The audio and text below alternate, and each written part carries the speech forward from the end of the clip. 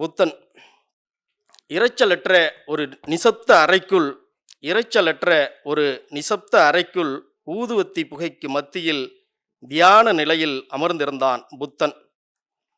தேசத்து மூட கணைகளால் பார்வை பறிக்கப்பட்ட எனக்கு உள்ளே சென்றதும் ஒளி கிடைத்தது. பொம்மலை கண்ட பசித்தவன் போல அந்த கூடாரத்தை தாண்டி வெளியேற மனமில்லை. ஆதலால் அங்கேயே அமர்ந்து அவன் போலவே தியானித்தேன். அவனுக்கு கிடைத்த போதி மரம் எனக்கு கிடைக்காவிட்டாலும் அமர்ந்து யோசித்த இடத்திலெல்லாம் எனக்கும் ஞானம் கிடைத்தது.